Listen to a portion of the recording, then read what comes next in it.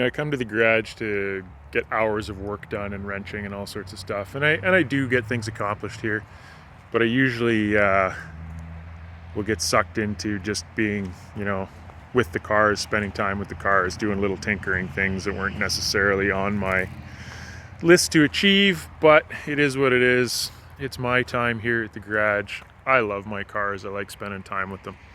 Obviously, these are the 3 GTIs, the Scirocco's at home. But, I get asked often which one is the best and which one is my favorite and which one would I keep if I could only keep one.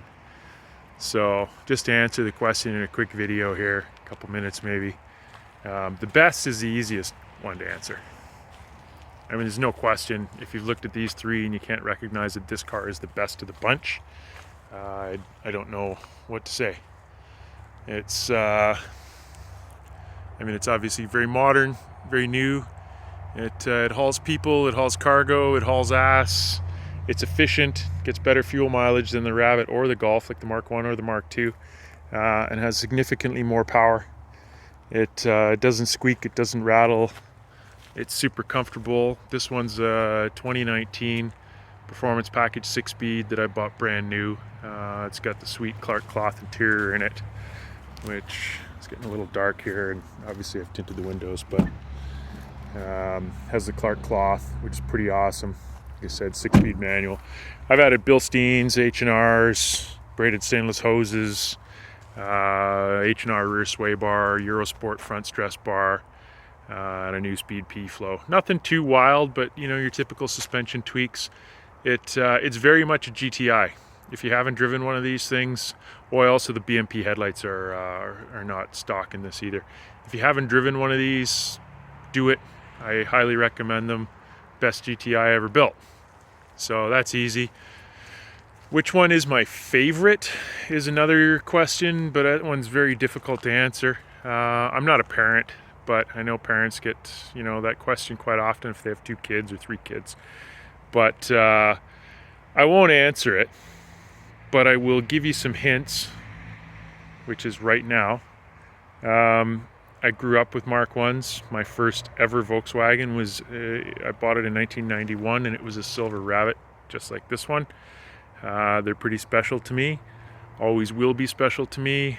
They're definitely not the best GTI going, but they're, I won't use the word favorite.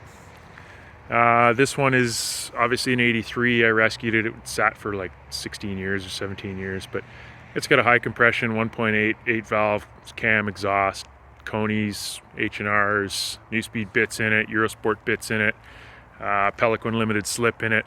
All the stuff that I really, really, really wanted in my original one, but was huge money. Some of this stuff is still huge money, but I make a few more dollars now than I did in 1992. So this car is a special one for me. So is this one, because when I bought my first Mk1 in the early 90s, this is the one that I really wanted. Of course, they were brand new then and just exorbitantly expensive. Some 16-year-old kid wasn't getting one. So yeah, this one's a 91.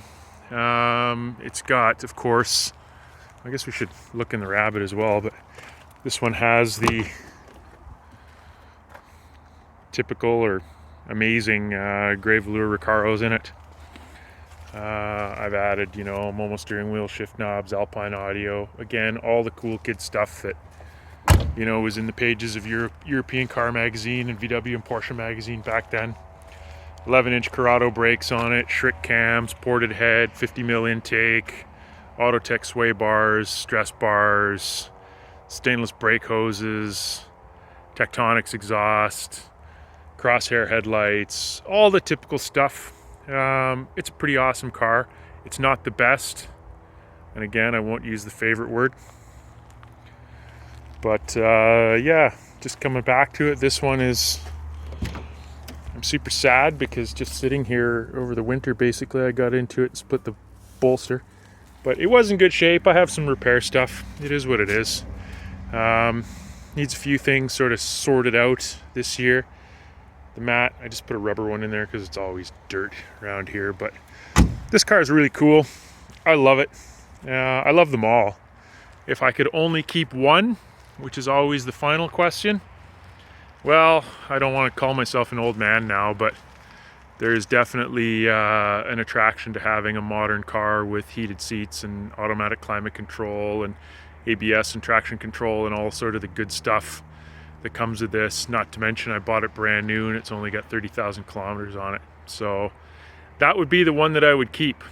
And I know that'll disappoint some of you guys, but that's the way she goes. And I don't anticipate having to ever get rid of any of them. I plan to keep them all for a long, long time. I mean, we never say, you know, never say forever, because forever is is a hell of a long time. But once the weather gets nicer this year, my plan is to get all of these cars, plus the Scirocco, get them kind of cameraed up. We're in a part of the world here that I'm lucky enough to have some amazing driving roads and some amazing photo spots around. So I think we'll get a couple of drivers. It shouldn't be too hard, I don't think, to find volunteers, and we're going to go out and take some videos and do some proper walkarounds and get some in-car stuff and some sound clips, and I don't know, kind of put something together. I love these cars. I've loved these cars for a long time, and one of the joys that I derive out of owning them is sharing them. And I know some of you guys live in parts of the world where the Mark 1 and Mark 2 have vaporized, and you'll probably never see one. But if I can help you to see that a little bit, that's what we're going to do. So stay tuned for springtime and some nice drives. It's not raining here today, but it isn't exactly warm, so it's still very much wintertime. But anyways, I've got them all out of the garage, so I thought I'd do a little walk around, and you know, that's the way the day went for me.